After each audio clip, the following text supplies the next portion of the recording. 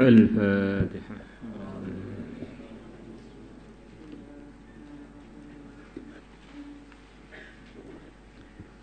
بسم الله الرحمن الرحيم. وخرج الترمذي بإسناده عن أنس رضي الله عنه قال قال رسول الله صلى الله عليه وسلم Az-zahadatu fid dunya, kezuhudan di dalam urusan dunia. Laisatlah, tidaklah kezuhudan itu bitahrimil halal, dengan mengharamkan perkara yang halal. Wala idha'atil mal, dan bukan pula menelantarkan harta.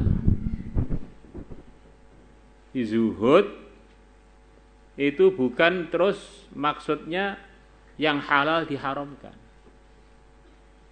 Saya ini zuhud akhirnya mengharamkan dagang, mikir dunia haram. Atau zuhud, saya ini zuhud maka nikah haram karena orang nikah itu masih menunaikan nafsunya. Umpamanya begitu. Zuhud, saya ini zuhud ya. Akhirnya melihat orang bangun rumah haram karena rumah itu mikir dunia. Bukan begitu itu. Dan juga tidaklah menelantarkan harta. Menelantarkan harta itu bagaimana? Harta yang semestinya bisa dimanfaatkan malah sia-siakan kemanfaatannya. Punya sepeda motor banyak yang seharusnya bisa digunakan untuk nolong kerabatnya, dipinjamkan kepada orang-orang yang ngambil tugas agama. Karena perasaan dia zuhud, sepeda motornya dibuang di kali. Sepeda motor segala buang, ini dunia.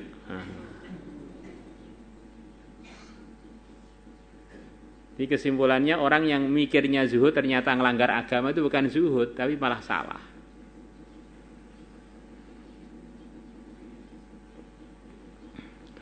Walakin zahadu, tetapi ini zuhud fit dunia, di dunia. Di hakikatnya zuhud ini sabda Nabi. Alla takuna bima fi yadika awthaqa minka mimma fi yadillah. Allah Akbar, luar biasa. Allah takuna, tidak adanya kamu bima dengan perkara fiyadika yang ada dalam tanganmu. Awthaqa minka, lebih kamu percayai, mimma, melebihi perkara fiyadillah yang dalam kuasa Allah. Zuhud itu apa toh? Zuhud itu terkesannya hanya dengan keagungan Allah, ringesnya. Walaupun kita di tangan kita ini punya harta banyak 1 triliun, tapi kita tidak percaya dengan harta kita, percaya kita dengan Allah. Yang bisa menyelesaikan masalah saya ini Allah. Walaupun saya punya harta sebanyak apapun yang sudah saya pegang, kalau nggak ditolong Allah, ya nggak akan selesai. Maksudnya begitu. Nabi Sulaiman terbang dengan sajadah terbangnya, disertai pasukan-pasukannya, berbagai macam jenis pasukan, melewati seorang petani yang terkagum-kagum dengan kehebatannya Nabi Sulaiman, kehebatan kerajaannya Nabi Sulaiman. Maka dia mengatakan, Subhanallah, Maha Suci Allah, kok hebat banget nih kerajaannya Sulaiman nih. Maka Nabi Sulaiman dikehendaki oleh Allah untuk mendengar kekagumannya petani tadi. Maka beliau turun dari sajadah terbangnya menemui petani tadi. Kenapa kamu bilang perkara tadi? Saya takjub banget dengan kerajaan Tuhan. Maka Nabi Sulaiman menasihati, kenapa kamu enggak takjub dengan subhanallah yang barusan kamu ucapkan? Subhanallah kamu itu lebih mahal, melebihi seluruh kerajaannya Sulaiman. Karena kerajaan Sulaiman akan ditinggal, subhanallah akan kekal menemani kamu selama-lamanya. Itu diantara prakteknya zuhud itu begitu itu. Jadi hati itu bergantungnya kepada Allah.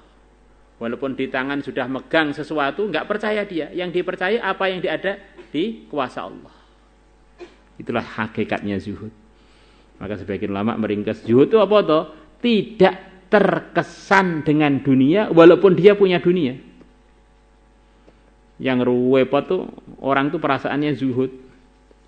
Ternyata bukan zuhud, gak duwe apa-apa.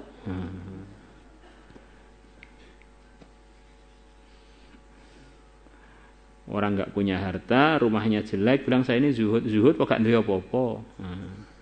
Zuhud tuh tidak akan terbukti sebelum dunia datang pada orang tersebut, kemudian tidak merubah sama sekali sikap dia. Tidak merubah kehidupannya kecuali dalam ridhonya Allah saja. Seperti para anbiya sebagian sangat kaya raya, tidak merubah kehidupan beliau-beliaunya. Miskin juga tidak merubah kehidupannya, tetap dalam puncak hidayah.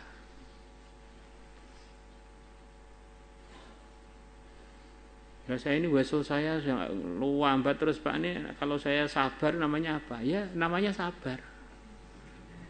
Bukan zuhud Pak. Zuhud itu kalau uang kamu banyak ternyata kamu tetap taat kepada Allah, nggak terkesan dengan dunia, itu namanya baru zuhud.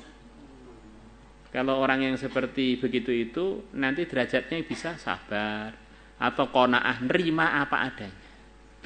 Tapi kalau zuhud itu harus ada ujiannya. Ujian dunia datang dia nggak terkesan. Wong dunia yang nggak datang kok bilang zuhud itu piye? Ujiannya belum kok bilang sudah lulus tuh piye? Nah. Jadi pahami? Kata sebagian lah begitu itu. Zuhud itu lulusnya dengan datangnya ujian dunia, tetapi dia tidak berubah ketakwaannya.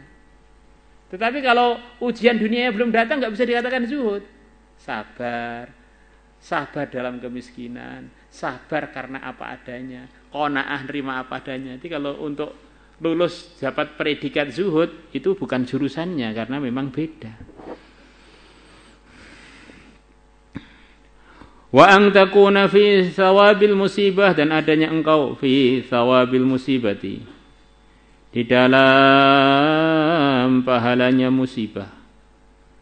Idza anta usibta biha, kalau kamu usibta biha, diuji biha dengan musibah itu, arghaba fiha, lebih engkau harapkan fiha dalam pahalanya musibah. Arghaba lebih terharapkan fiha dalam musibah, lau annaha, andaikan musibah itu ubqiyat, dikekalkan, laka untuk kamu. Masya Allah. Ini piye maksudnya? Jadi orang zuhud itu orang yang memang dengan dunia itu enggak masuk hati dunia itu.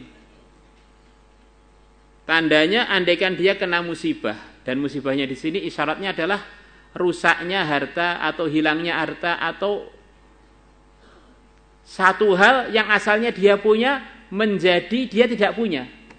Enggak tahu sawahnya hilang atau bajunya hilang atau duitnya hilang.